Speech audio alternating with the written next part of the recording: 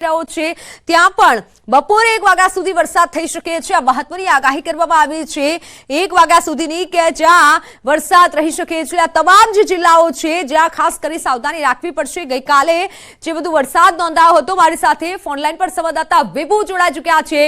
વિભુ, ગઈકાલે વરસાદ થયો, ખાનાખરાબી સર્જાઈ અને હવે હજુ પણ સંકટ છે 1 વાગ્યા સુધી। વધુ વરસાદ કયા કયા જિલ્લાઓમાં રહી શકે છે? મિત્તલ, ગઈકાલે પણ જે રીતે ગુજરાતમાં વરસાદ થયો, ગાજવીજ અને આંધી વંટોળ સાથે વરસાદ થયો, તેના કારણે બાગાયતી પાકને નુકસાન થયું, વૃક્ષો ધરાશાયી થયા, હોર્ડિંગ્સો ધરાશાયી થયા અને ખેડૂતોને પણ નુકસાન થઈ રહ્યું છે। હવામાન વિભાગ દ્વારા આગાહી કરવામાં આવી છે કે આગામી 3 દિવસ સામાન્ય વરસાદ રહેશે। એક તો સાયક્લોનિક સર્ક્યુલેશન સક્રિય છે અને તેના કારણે જ વાતાવરણમાં પલટો આવ્યો છે। પ્રી મોન્સૂન એક્ટિવિટીઝ પણ કહી શકાય, કારણ કે જ્યારે ચોમાસું શરૂ થાય તેના પહેલા આંધી વંટોળ અને વરસાદ છે તે આવતો હોય છે।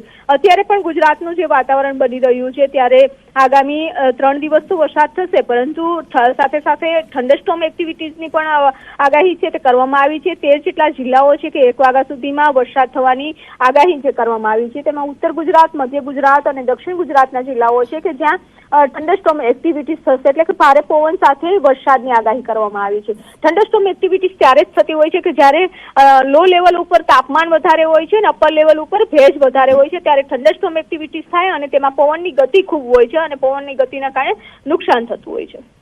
બિલકુલ વિભુ, પરંતુ આ પ્રી મોન્સૂન વરસાદ એવો હોય છે કે હંમેશા ખેડૂતોની હાલત કફોડી થાય છે, પાકને નુકસાન પહોંચતું હોય છે।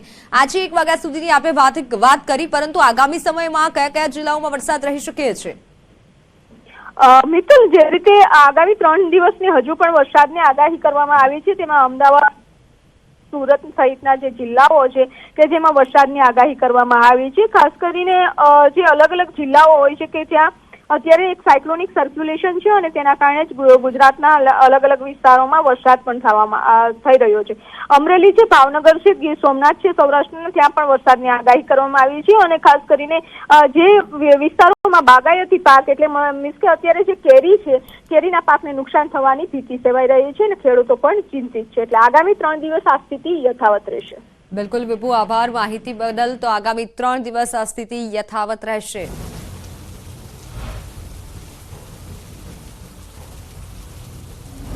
હજુ તો ચોમાસાનો પ્રારંભ થયો નથી, ત્યાં તો મુંબઈમાં મોટા હોર્ડિંગ દુર્ઘટના સર્જાઈ છે। હોર્ડિંગ પડ્યા છે, ભારે પવનના કારણે મોટું વિશાળકાય હોર્ડિંગ ધરાશાયી થવાની ઘટના બની છે, જેમાં અનેક લોકોએ જીવ ગુમાવ્યા છે, અનેક લોકો ઇજાગ્રસ્ત થયા છે, મોટા પાયે નુકસાન થયું છે। ગુજરાતમાં પણ અનેક જગ્યાએ વિશાળકાય હોર્ડિંગ્સ લગાવેલા છે અને જેને લઈને ગુજરાત વહીવટીતંત્ર પણ કેટલું સતર્ક છે। મોટા હોર્ડિંગને લઈને શું વહીવટીતંત્ર દ્વારા કોઈ તકેદારી રાખવામાં આવી રહી છે કે કેમ? તેજ પવન કે વાવાઝોડા સમયે આ હોર્ડિંગ્સ માટે કોઈ સેફટી રાખવામાં આવી છે? જો મુંબઈ જેવી દુર્ઘટના થશે તો કોણ જવાબદાર? હાલ તો આવા અનેક સવાલો ઉઠી રહ્યા છે। હોર્ડિંગ દુર્ઘટના બનશે તો કોણ જવાબદાર? કારણ કે મુંબઈમાં પણ ઘટના બની જેમાં અનેકોએ જીવ ગુમાવ્યા, અનેક લોકો ઘાયલ છે। એ જ પ્રમાણે અમદાવાદમાં પણ આવા મોટા મોટા હોર્ડિંગ્સ લગાવવામાં આવેલા છે। વરસાદની એક તરફ આગાહી છે, ભારે પવન ફૂંકાઈ શકે છે, પરંતુ આ આગાહી વચ્ચે વહીવટીતંત્ર કેટલું સતર્ક છે? ગુજરાતમાં પ્રી મોન્સૂન એક્ટિવિટીઝ થઈ રહી છે અને તેના કારણે વાતાવરણમાં પલટો પણ જોવા મળી રહ્યો છે। ગઈકાલે થંડરસ્ટોર્મ એક્ટિવિટીઝ થઈ હતી। હવામાન વિભાગની આગાહી છે કે હજુ 24 કલાક થંડરસ્ટોર્મ એક્ટિવિટીઝ થશે અને અનેક વિસ્તારમાં કમોસમી વરસાદ પણ થવાનો છે। જ્યારે થંડરસ્ટોર્મ એક્ટિવિટીઝ થતી હોય છે ત્યારે ભારે પવન પણ ફૂંકાતો હોય છે અને તેના કારણે જે વૃક્ષો ધરાશાયી થઈ જતા હોય છે, હોર્ડિંગ્સ ધરાશાયી થઈ જતા હોય છે। સાથે જ જો રોડ ઉપર લાગેલા હોર્ડિંગ્સો પણ જોખમીકારક લાગતા હોય તો તેમને પણ ઉતારી લેવા જોઈએ, કે જેના કારણે ભારે પવન ફૂંકાય છે અથવા તો મોસમ વિભાગની આગાહી છે ત્યારે તેનાથી લોકો પણ બચીને રહેવું જોઈએ, કે જ્યારે થંડરસ્ટોર્મ એક્ટિવિટીઝ થતી હોય છે ત્યારે પવનની ગતિ ખૂબ જ તેજ હોય છે અને તેના કારણે વૃક્ષો નીચે અથવા તો હોર્ડિંગ્સનો સહારો ન લેવો જોઈએ। કેમેરામેન નિલેશ સોસા સાથે વિપુ પટેલ, ન્યૂઝ 18 ગુજરાતી, અમદાવાદ। ગતરોજ આફત બની અને આવેલા વરસાદે ઠેર ઠેર તબાહીના દ્રશ્યો સર્જાયા છે, ત્યારે ગીર સોમનાથ જિલ્લામાં વરસેલા વરસાદને લઈને ખેડૂતોના માથે ચિંતાના વાદળો ઘેરાયા છે। મોડી રાત્રે ફૂંકાયેલા તેજ પવન સાથે વરસાદથી ખેડૂતોના કેરીના પાકને વ્યાપક પ્રમાણમાં નુકસાન પહોંચ્યું છે। ગતરોજ વરસેલો વરસાદ ખેડૂત માટે કાળ બનીને આવ્યો છે। તોફાની પવનના કારણે કેસર આંબાવાડીઓમાં કેરી ખરી પડી છે। ગીરના મોટાભાગના વિસ્તારમાં અડદ, મગ, તલ સહિત ઉનાળુ મગફળીનું પણ મોટા પ્રમાણમાં વાવેતર છે. તમામ પાકો લણવાની તૈયારી છે અને ત્યારે કમોસમી વરસાદથી ખેડૂતોના મોંમાં આવેલો કોળિયો છીનવાઈ ગયો છે.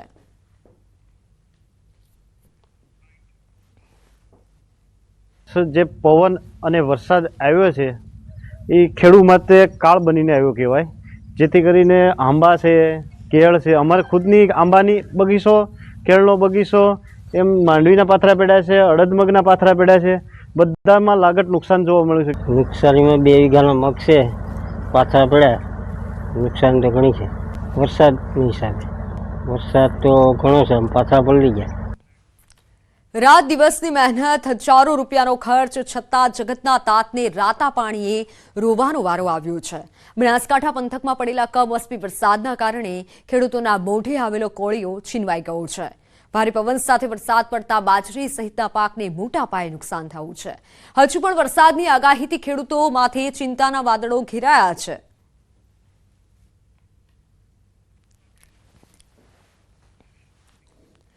દક્ષિણ ગુજરાતની આગાહીને લઈને તંત્ર એલર્ટ મોડમાં છે. ત્યારે ભારે પવન સાથે વરસાદની જે આગાહી છે તેને લઈને સુરત શહેર ફાયર વિભાગ પણ એલર્ટ મોડમાં આવી ગયું છે. ગતરોજ તોફાની પવન સાથે વરસેલા વરસાદમાં 17 જેટલા વૃક્ષો ધરાશાયી થયા હતા. જે અંગેનો કોલ સુરત ફાયર વિભાગને મળતા ફાયર વિભાગે કામગીરી હાથ ધરી હતી.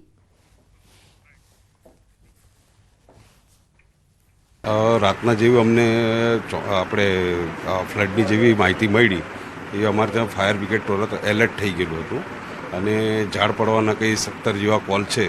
એ 17 કોલ અલગ અલગ વિસ્તારોમાં આપણી ફાયરની ટીમ દ્વારા કામગીરી કરવામાં આવેલ છે. અમદાવાદમાં વધ્યા હીટ સ્ટ્રોકના કેસ. જી હા, અમદાવાદમાં આગામી 5 દિવસ યલો એલર્ટ છે. ત્યારે 7 થી 11 મે સુધી 70 લોકો હીટ સ્ટ્રોકનો શિકાર બન્યા છે. ઉનાળામાં કુલ 343 લોકો હીટ સ્ટ્રોકનો શિકાર બન્યા છે. ઇમરજન્સીના દૈનિક 250 ફરિયાદ મળી છે. એએમસી ચોપડે દૈનિક 10 થી 15 જેટલા વ્યક્તિઓ હીટ સ્ટ્રોકનો શિકાર બની રહ્યા છે. એએમસી ચોપડે હાલ રોજના 10 થી 15 જેટલા વ્યક્તિઓ હીટ સ્ટ્રોકનો શિકાર બન્યા છે. 343 લોકો હીટ સ્ટ્રોકનો શિકાર બન્યા છે. તો ગરમીના કારણે હીટ સ્ટ્રોકના કેસ વધ્યા છે અને બીજી તરફ આજે વરસાદની પણ આગાહી છે.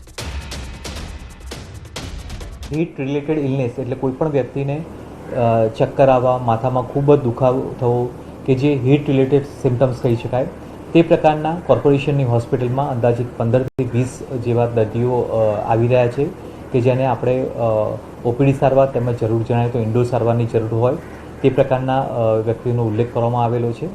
સાથે સાથે 108ની જે સર્વિસ છે તે જગ્યાએ પણ અંદાજિત 250 જેટલા લોકોની કમ્પ્લેન આવી રહી છે. અમદાવાદમાં પાણીજન્ય રોગચાળો વકર્યો છે. ઝાડા ઉલટી, ટાઇફોઇડ, કમળો, કોલેરાના કેસ વધ્યા છે.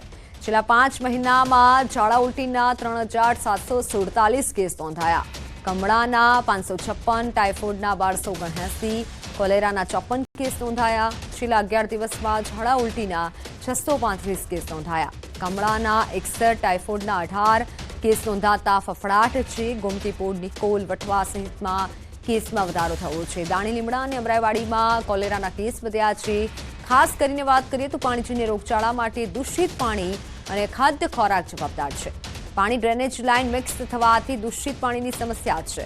જેને લઈને જાન્યુઆરીથી 11 એપ્રિલ સુધી શહેરમાં 17,585 પાણીના સેમ્પલ લેવાયા હતા. જેમાંથી 400 જેટલા સેમ્પલ અનફિટ આવ્યા હતા. ફરિયાદના સ્થળે ક્લોરીનના ટેબ્લેટ વિતરણ કરાયું છે. લીકેજ હોય તો ઇજનેર વિભાગ કામગીરી કરી રહ્યું છે. દૂષિત કે પછી તે મામલે ફૂડ વિભાગ દ્વારા કાર્યવાહી કરવામાં આવી રહી છે.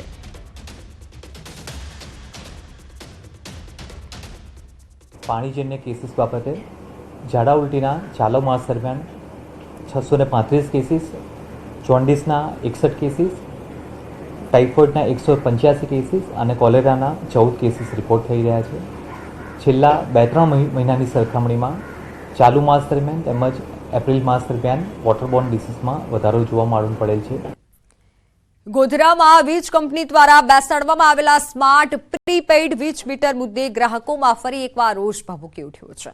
વીજ વપરાશનું યુનિટ દર સ્માર્ટ વીજ મીટરમાં વધારે વસૂલવામાં આવતો હોવાનો મીટર ધારકો આક્ષેપ કરી રહ્યા છે. સામાન્ય વીજ મીટરમાં એક યુનિટ દર 6 થી 7 રૂપિયા લેવાય છે, જ્યારે સ્માર્ટ પ્રીપેઇડ વીજ મીટરમાં એક યુનિટના 10 રૂપિયા વસૂલાતા હોવાનો મીટર ધારકો આક્ષેપ કરી રહ્યા છે. અને બીજી તરફ ગોધરા ધારાસભ્ય CK રાહુલજી અને પાલિકા સભ્યોએ સ્થાનિકોની રજૂઆત મુદ્દે કલેક્ટર અને વીજ કંપનીના અધિકારીઓ સાથે બેઠક યોજી હતી.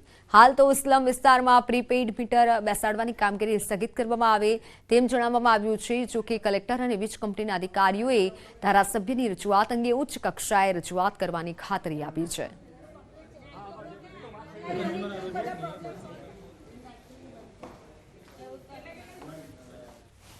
રિચાર્જિંગની મુશ્કેલી હોય, અગર એપ્લિકેશનના લોડ કરવાની જે મુશ્કેલી હોય, તો એ બધા જ છે તે પ્રશ્નોનું આજે સુખદ રીતે છે તે અમે ચર્ચા કરી અને આવનાર દિવસની અંદર ઇમ્પ્લિમેન્ટ આ જે સ્માર્ટ મીટર લગાવવાની જે સ્કીમ છે એ પૂરેપૂરી સમજૂત ના થાય ત્યાં સુધી જે પડતી અગવડોને તાત્કાલિક ધોરણે દૂર કરવા માટેનો અધિકારીઓએ જીબીના અધિકારીઓ અમને ખાતરી આપી છે અને વહીવટતંત્ર તરફથી પણ ખાતરી આપી છે.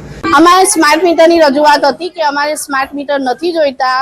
એમાં છે ને રિચાર્જ વધારે મોંઘું પડે છે અમને. જે બિચારા મિડલ ક્લાસીસ છે, જે મારી જેવી સિંગલ બૈરી છે, જે રોજ લાઈને રોજ ખાય છે, એમના માટે આ સ્માર્ટ મીટર કામના નથી. પૈસાદારના કામના છે, જે એસીમાં બેઠા બેઠા મોબાઈલ વાપરે ને એના કામનું છે. તો હાલ